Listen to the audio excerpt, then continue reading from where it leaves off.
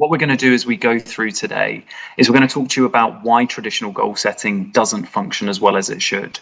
We're going to talk about why setting systems and environments that support goal development and achievement is really the way to go in 2026. And of course, we're going to talk about some practical strategies to support you with that. So we went for a slightly more boring, or not boring title, but slightly less evocative, Scott, didn't we? But maybe, Scott, just set the scene for us. When people hear that term goal setting, why do many of them actually switch off internally when they hear that? I think given we're in 2026 now, and goal setting is a phrase that, whether it's based on my education and studying to be a sports psychologist, but often now you'll open social media and we see the phrase goal setting a lot. It's banded around. We feel like we ought to set goals. We should set goals, and like you say, within my own education, we're taught to set SMART goals, and there's a lot of discussion around outcome goals and process goals, and people really go about setting their own goals, but like you say, some to better degrees than others, and therefore I feel like with all of this information that we're exposed to, it's now become overbearing, and with the differing degrees of success that people have had, it's something which a lot of people become quite frustrated with because they haven't got where they sort of want to be, or achieve what they want to achieve. Yeah.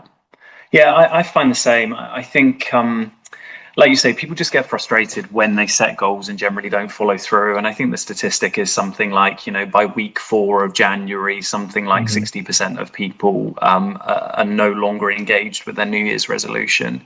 I think what we also see is people get so there's just so much going on in life, right? Life is busy, kids, parents, work, trying to keep it. There's just so much, and setting goals just feels like another pressure, right? It feels like another commitment. It feels like something extra I've got to do when perhaps our batteries are just already drained as it is. And if we think and maybe turn a bit more towards sport, then where are goals helpful in elite sport? And don't worry if any of you watching today, you're not elite sports people, but I think what we find is that what Scott has practiced and the experiences that he has in sport really do have real world application to other environments as well. So Scott, but from a sport perspective, where are goals helpful and where do they actually get in the way? Yeah, so if we look at the one of the first ever research papers published on or applying goal setting to a sports environment, which it was done in 1985 by two males called Edwin Locke and Gary Latham, and what they discuss and the implications of that research paper is still true today, based on my experience in that setting goals can drive energy, it can increase focus, it can increase persistence when the going gets tough, it can drive that resilience. And the best teams and individuals I've worked with, I feel like goal setting helps, or it's helped individuals when there is real clarity in regards to what they are working towards. Where people, I feel like, come unstuck is actually setting out, or how they're going to go about achieving that goal. So that they're great at saying, by the end of this season or by the end of this year, we want to achieve X, Y, or Z. But the real problem is that implementation of that goal. And I think that's what we're going to get stuck into today. It's actually, what am I going to do today? What am I going to do this week? How am I going to design and engineer what's going on around me to facilitate movement towards that goal? And I feel like that's, again, what I think we need to speak about today. It can drive the energy, it can boost motivation, but as you've spoken about already, that only lasts so long. It assumes that we are completely rational beings, and we're not, because we have finite cognitive resources. And therefore, the best teams, best individuals are really meticulous in terms of, okay, what are we going to do today, this week, this month to move us closer to achieving that goal? Where sometimes maybe goals get in the way is, as we've spoken about already, we go onto social media and individuals feel like because it's a certain time of year that they should set a goal. Whereas actually what would be more useful is just doubling down or continuing what they're actually doing in October, November, December, moving into this new year, maybe nothing actually needs to change. Just carry on what you're doing and don't necessarily feel like you have to try to fix what actually isn't broken. Yeah. I would agree with you. And I think the individuals that I work with in the corporate and workplace setting, it's a similar kind of idea, right? It's a new year, therefore I must set goals. Actually, no, you've got some pretty good goals from Q2, Q3, Q4 that you can still work towards. Mm, I would also echo what you say, Scott. I think many sports stars there is a competition that is the goal, right? Winning the World Cup or whatever it may mm, be. Um, but actually, the goals that many of the individuals I will work with, it will be usually I want to do more of a behavior on a daily basis. So whether that is mm, working out more, sleeping better, less social media, speaking up more in meetings, pushing back in meeting, all of these kind of behavioral goals that are ongoing and essentially doing more of those. Um, and we're going to get into it now, I think, because often people will have those goals. And the first thing I will do is talk to them about this concept of environments, systems, and friction. Perhaps could you just define for us, because we're going to use that word friction as we go through today. What do we mean by friction in goal setting? For me, it's anything that, or anything in the environment that makes the desired behavior that you talk about there either harder to start, harder to sustain, or easier to avoid. So when we're talking about friction, it's one of those three things for me. Could you give an example?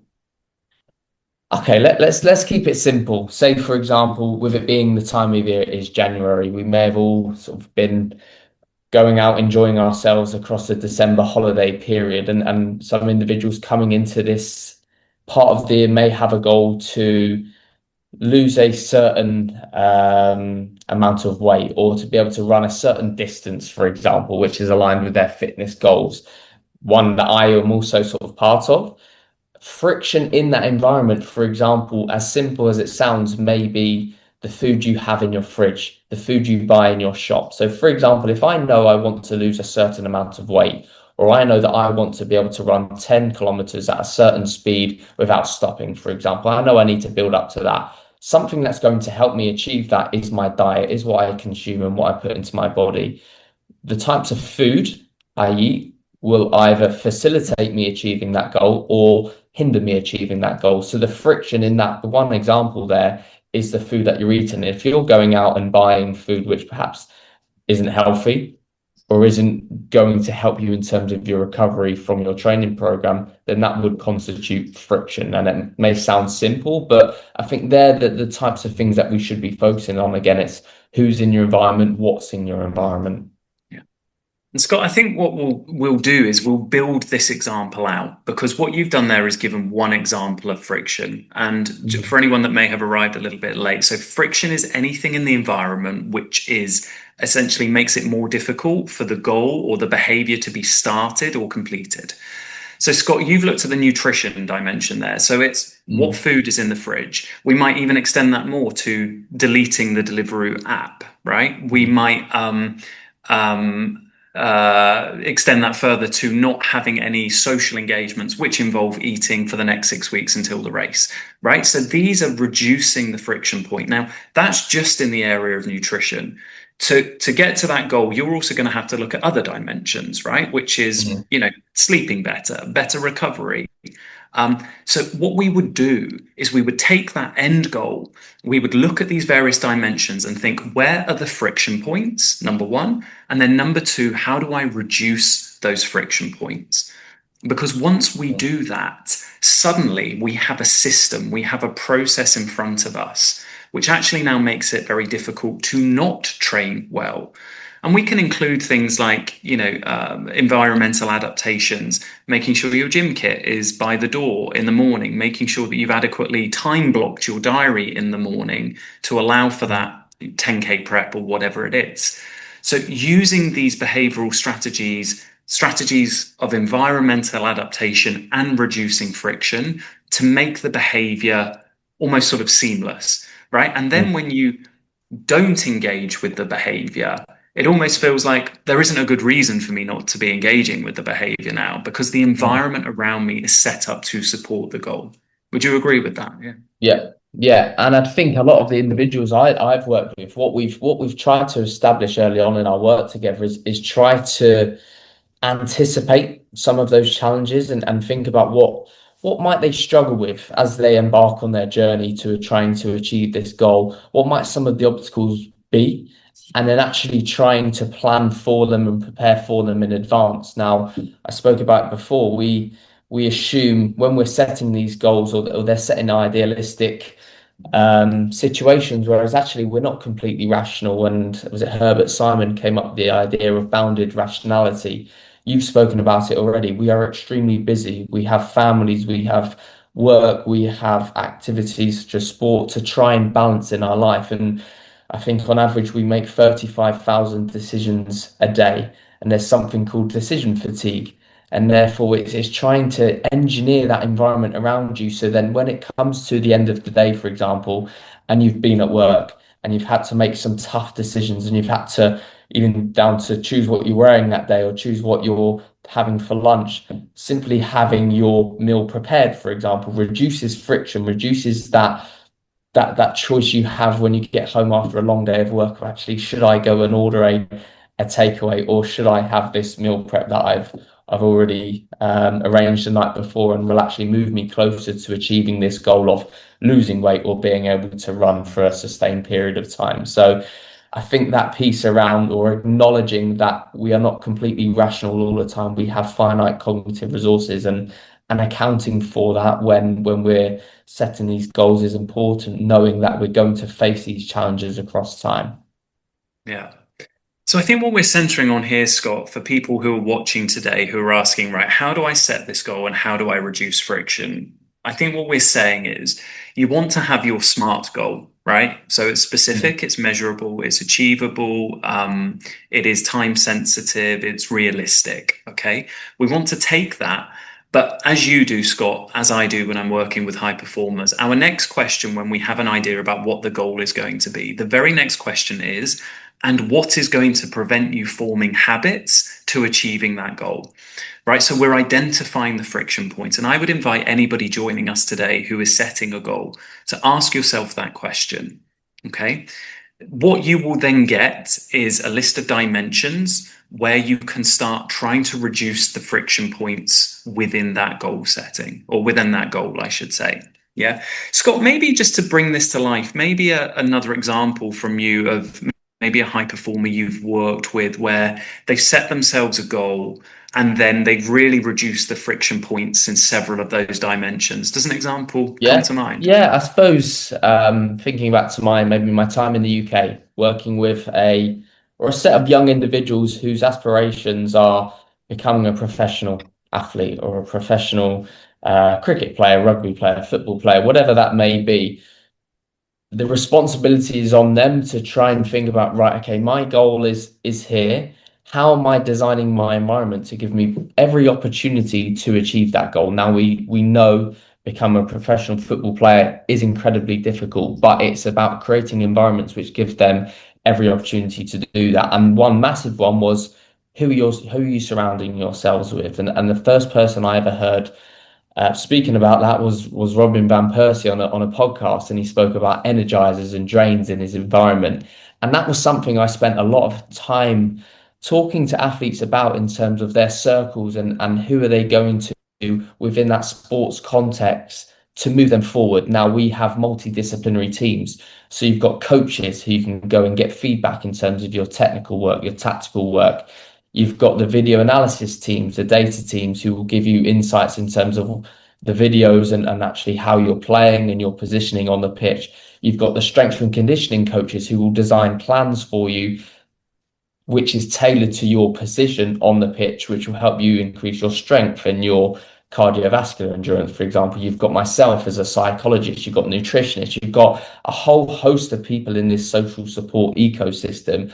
And so for them, it was okay, who are you going to interact with? How can they help you navigate or build an environment to move you closer to achieving that goal? You've also got parents there.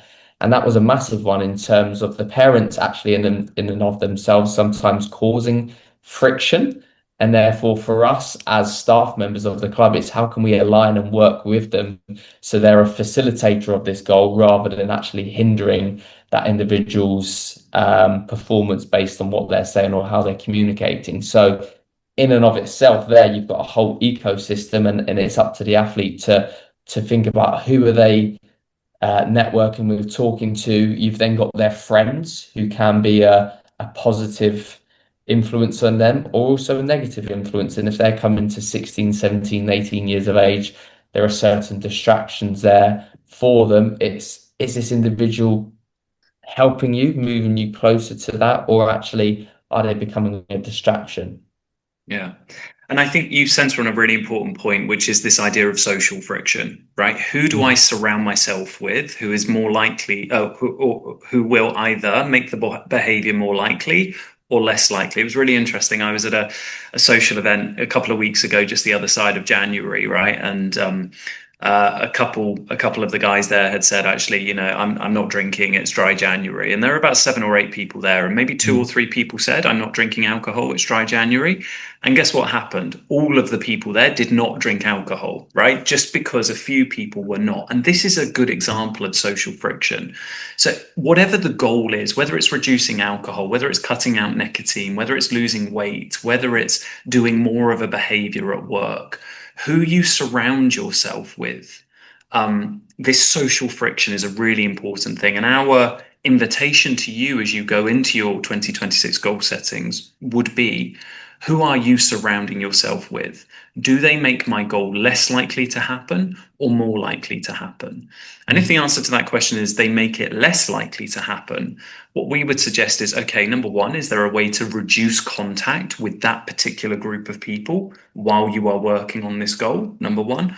Or indeed, if appropriate, completely eliminate contact with those people, right? mm, And I've had, a recent high performer that I was working with recently moved to the UAE, and trying to get acclimatized, and said, I'm building my friendship group around my physical needs, around my physical exercise, right? I don't want a social group that engages in drinking behavior, for example. I really want to align my social group with people who share the same fitness goals as I do, because guess what? That reduces friction, right? mm, Um, mm. so I think this social friction is a really important area. Now, it's not always possible, right? We've got to work in teams, particularly in the corporate and in the business setting. We've got to work with the teams that we work with. But as much as possible, trying to reduce that social friction is a good thing. Can I ask you a question based on your experience working with individuals in corporate business settings, and individuals you work with who are in leadership positions? Have you ever had any conversations with them around how they create environments for their staff that moves them closer to achieving their goals? How are they creating environments which facilitates high performance? So rather than setting the individual goal in terms of I want to lose weight or I want to run a certain distance, for example, how are these individuals engineering that working environment to help the team rather than just them as the individual? Yeah, it's a good question. I would say both with the people I've worked with, but also as a leader myself, I would say it is all about reducing friction for the team. How do I design an environment which makes it so likely for you to do the behavior? It makes it actually impossible for you not to do the behavior because we've Mm, reduced friction that much. This is what I hear high performers talking about. So, I think for many high performers, when they're setting team-based KPIs, they will set the key KPI, but then 90% of the figuring out of that KPI will be about how do we reduce friction, right? How do we provide coaching for the team? How do we ensure that their workspaces are set up appropriately for them to deliver that KPI? How do we reduce noise around them? How do we block time out for them to work on a specific KPI? How do we mm, have an internal policy that we don't WhatsApp people at bizarre hours so that we can protect their headspace? How do we make them sort of single-minded and focused in achieving that KPI and not getting distracted by other people's KPIs and noise around? So I think really good business leaders or really good company leaders, organizational leaders, will really try to work hard to reduce the friction around that group of employees. Mm, And mm, I think it's a great question, Scott, because one thing that we were talking about, before we came on today, we were talking about this idea of motivation and grit, and how often times when people are setting goals, they will over attribute their success to these sort of character um, traits, right? Of discipline, of motivation, yeah. of grit. And actually, what we're saying today is that, sort of 21st century 101, those things are actually not terribly important in goal setting, right? Mm, As you've talked about already today, motivation is temporary. It's very susceptible to how tired or fatigued or ill we are. But things like systems and habits are not. Can you mm. just talk to us a little bit, Scott, about sort of motivation and systems and how that ties together? In terms of in a sporting context or Yeah, a I think that would be helpful. Maybe just firstly define what we mean by sort of motivation and discipline and why people over attribute to those particular qualities. yeah, I think we when I think about motivation, and we speak a lot about internal motivation, external motivation in sport, and a lot of the individuals I work with are externally motivated to go on and achieve, win trophies and whatnot. Whereas what I will often try to orientate the athletes I work with to is the internal motivation. It's the developing themselves, competing against themselves for personal best rather than competing for external unachievable rewards.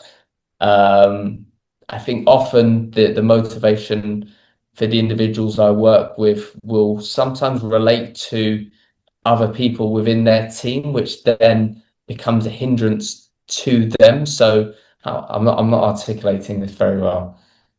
So you think about the social environment and you think about whether that is facilitative to performance. A lot of the people I will work with will be in a team sport and will be motivated to, in a talent development system, will be motivated to just simply get better than their teammate because ultimately they're a competitor. They're what's standing in their way of achieving their goal of becoming a professional athlete. So for me, working with them, I will try to orientate their mind back to themselves and what can they do, what's within their control rather than becoming concerned about external uncontrollables, which they need to work collaboratively with their teammate, but it's also still a point of friction for them if they orientate their focus to that individual.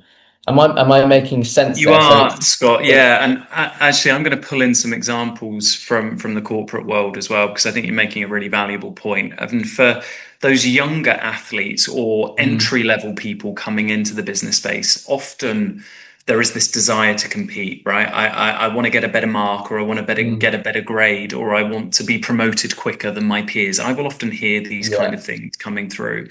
But actually, what we find, and I think you find this with sports stars when they are more seasoned, perhaps when they reach their maybe late 20s, early 30s, they realize I'm not competing against anybody else. My goal is to build habits and systems mm, internally, mm, and I'm only sort of really competing against myself, right? yeah, yeah, So I move from this sort of external sort of motivation focus to how do I build those systems internally myself that make my mm, goals more likely. yeah. And if I repeat that behavior often and often enough, I will reach that goal. It's very difficult for me not to reach that goal. Yeah, and I think that's where the social environment is so crucial. It's who you're surrounding yourself with, and for young athletes, it's distinguishing between who is around me, who am I competing against, do I orientate my mind towards that or not? And as you were speaking before, something that sprung to my mind is that there's probably three prongs to this. You've got the social environment, the physical environment, and the digital environment, and particularly for young athletes today the digital, the mobile phones, the data. We have so much data in sport. And sometimes that can be really helpful for an individual because they know I want to get certain wickets or a certain amount of runs in a match, for example. And that can be really motivating and sort of shifts the needle in terms of knowing where they need to get to. Actually, that digital data, that system around that can sometimes also be a hindrance. And something I was interested or I was going to ask you today is in terms of this digital environment, have you seen any examples in business where data, AI, social media can help individuals achieve their goals? And on the flip side, actually, it becomes a friction point for some people. I would say it's really individual. And I think our goal as psychologists working with high performers, and we do this in sessions, but I would invite anybody watching today to do this self-inquiry themselves when setting a goal. I would be asking the question, as you've said, is technology, let's just call it broad stroke technology, is technology a helper or a hinderer? Is it a helper or a friction point? Because as you say, for many people, it's made them much more efficient. Using AI on a daily basis has been really helpful. But for other people who find it difficult to not be bothered by notifications, who will very easily reach for their phone and scroll through social media, for those people, it becomes a friction point, right? And I've seen plenty of incredibly high performers who are afflicted with really bad procrastination because of their social media use or because of their AI or phone use or whatever it may be. So I would be saying it is a very individual thing. It is how you use it. But practically, for anyone who does identify that it is a friction point, how the question is, how do we reduce that, right? You may still need access to your phone, but is it possible to have two phones? One phone has all your social media stuff on and all of your AI, but you don't keep that with you whilst you're at work.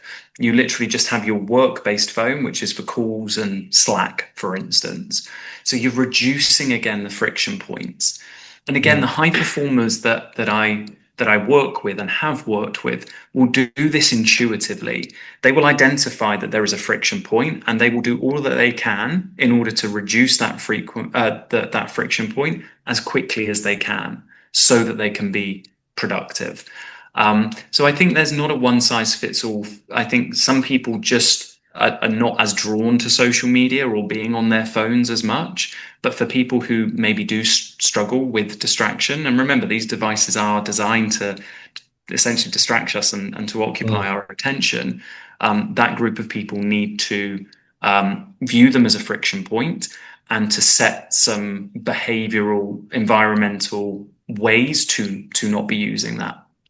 I think listening to you there and almost trying to summarize our discussion this afternoon, it's for people to start on this journey. First of all, it's clarifying what direction do we want to travel in? Where is it we want to end up? What do we want to achieve?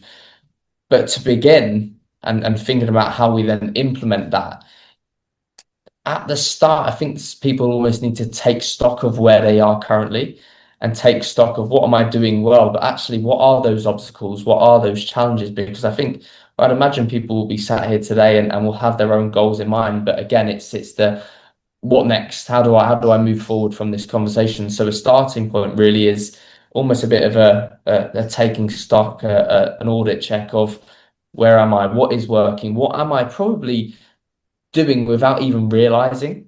So a Mm. lot of these systems that we have in place and sports teams and businesses will have in place, individuals are probably doing already, but just implicitly.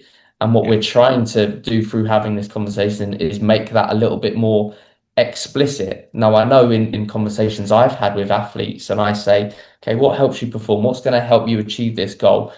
They will often start reeling off a list of some things they do in terms of eating well, in terms of using contrast therapy, for example, so saunas, steam rooms, and they will have their own recovery system, or they will have a training plan. They could tell me they train catching on a Monday, then they do their gym work on a Tuesday, for example. I'm just wondering in the clients you've worked with in business, has some of that come to the fore with your conversations in which they implicitly are doing a lot of this and your role is just helping them make that more explicit? I think so. I think so because, and it takes me back to an example of a business leader that I worked with who, would say, actually, I'm super disciplined and I'm super productive. And I've said, well, tell me more. How do you know that you're disciplined and productive? Because whenever I hear the word disciplined, I actually start thinking, well, you must have systems underneath that make that discipline possible, right? Some people Mm, are just very sort of bloody minded and can just get on and do things, but the vast majority of people, actually the systems underlying it will get them through. And he said, well, I know I'm disciplined because on a Friday, I get through everything on my to-do list before the weekend finishes. And it turned out when we explored the environment, this was because there was nobody else at home. He worked from home on a Friday. He had a quiet, heat controlled room that was at the optimum temperature. He had deep focus music in the background. He informed the team that he was going through his to do list on a Friday and he wouldn't be available until 3 p.m. He had time blocked that whole time in his mm, calendar. He turned off notifications on his phone during that time. So guess what? He was super productive on a Friday mm, because of all those environmental adaptations made it very difficult for the behavior to not occur. So it wasn't actually quote unquote discipline or grit or hard work. It was, right, if I don't do my work now, I'm kind of bored, right? And we mm, probably find this, and you find this, I know we've spoken about this previously, elite performers who have their schedules mapped out, because this is another big environmental adaptation. They have their schedules mapped out. I see the sports psychologist on a Monday at 9. I then do my strength and conditioning at 11. I then eat at 12. I then see the nutritionist at 1. And these sort of non-negotiables of scheduling, again, reduce decision fatigue. And I would invite anybody mm. watching today who has set a goal for 2026, right? Is working towards your goal time blocked in your calendar? Because if it's not time blocked, it's very unlikely that it's going to happen. In fact, I would probably argue it's the biggest friction point. And I think from a business perspective, many people will often raise a goal of, I want to, I want to say, speak up more in meetings. This is a very common one, or I want to push back more in meetings. Right, let's look at the friction points. Let's think about how you're going to practice that skill. And also importantly, let's time block some times in meetings where you are actually going to practice that skill. Right. So this is often how it presents in a corporate setting. Scott, I'm acutely aware of the time as well. I know we've had a question through. So yeah, we're probably going to finish in about 5 minutes or so, guys. The recording will be available online, but let me just take a couple of these questions. So, Scott, there's a question here. I don't know if you want to take this one. I always make schedules for myself, but then I struggle to keep them. Do you have any tips? Okay. I would be interested in picking out what those schedules look like. So you spoke about blocking time out there to move you closer to achieving your goals. So Yeah. Yeah, I think for that, what I would say is, yeah, time blocking certainly, right? So you've made a schedule, you've made a plan, or you've got a to-do list. That must find its way into your calendar somewhere where you reduce distraction, you turn off notifications, you find a quiet space, deep music, go for a walk beforehand just to get your brain thinking creatively, listen to some deep focus music, binaural beats. So, really just setting the environment around you to make it more likely. Now, you might not still get through the to do list, okay, but you've made it much more likely. Um, People will often say I try and work through my to-do list when I'm, cooking dinner for the kids or when I'm on the train on the way home. And those kind of environments are simply not conducive to deep work, if deep work is the goal here, or getting through the to-do list. So really trying to fine-tune the environment as much as possible. yeah, I think Um, yeah, that's it's reinforcing everything that we've spoken about today. It's even trying to be more specific with that schedule. So if you say, for example, I'm going to do 2 hours of work, okay, well, what will that 2 hours of work look like? Where will you do that work? Thinking about that physical environment. Is there a piece around doing work collaboratively with someone else? So again, trying to bring together what we've spoken about in terms of that question. It's yeah, think about that schedule where you're trying to engage in that work, and is that conducive to actually getting that done? And how can you maybe bring in some of the digital environment to facilitate that? So is there friction around distractions, your phone pinging off with notifications, for example? Do you need to put it on do not disturb? Can you set timers? Yeah. And I think all of these strategies, and guys, we're going to wrap up in a couple of minutes, but I think our goal here is to go from a place of willpower and motivation to a place of habit. Now, willpower, motivation, these things, as we've talked about today, they are incredibly susceptible under stress. So the ventral stratum system in the brain, essentially, this is where motivation lives. We want to get habits from the basal ganglia part of the brain where things just become so automatic they don't require effort. And in order to do that, we need strategy. So things like Scott has spoken about then, setting reminders on phones. We've talked about scheduling into the diary. We talked about reducing external noise. I think the other big strategy when we are trying to create habits is this idea of habit stacking. So if my goal is to run that 10K in whatever Scott runs it in about 20 minutes, what I'm going to do is I'm going to stack my run, my training run, at the same time as I brush my teeth, for instance. So an existing habit gets paired with a new habit. So right after I drop the kids off at school, which is an existing habit, that's when I go for my morning workout. So, and again, time blocking the time, making sure the gym membership is paid up front, making sure the gym gear is by the door in the morning before I go out, reducing all of those friction points makes it more likely that the goal will happen. So we're going to wrap up. Scott, are there any final thoughts from you? Is there anything that we haven't talked about today that's really important for our audience to hear? No, I think the main thing is being deliberate, being intentional, and I don't think we're discounting or disregarding those personal attributes or characteristics. I think they are important, but the main message that we are saying is it's rarely enough to achieve your goals just by drawing upon those. They must be combined with well-designed systems and environments that somewhat support and channel them. And I think that's the point. It's not binary. It's not just the environment and the system, and it's not just the individual attribute and characteristics. It's how can we lean on both of those to get you to move or to move you closer to what you want to achieve, but being very meticulous in terms of your planning and thinking about who and what is around you. Yeah, brilliant. Okay, so that's it for today. If you've got further questions, please just pop them in the chat box. We will be able to answer those after today because this is recorded. You can see the video of today's session up on our LinkedIn.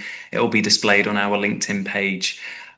Again, our sincere apologies that we're a little bit shorter on time today because of the technical issues at the start, but we're very pleased that you've joined us today and really wishing you all the very best for 2026. If you do need any individual support when it comes to setting goals and following through with those goals, again, please do get in touch with us on LinkedIn, either Dr. Scott or myself, and we will be happy to signpost you, point you in the right direction. Or if you'd prefer an individual appointment, then certainly Scott has some availability.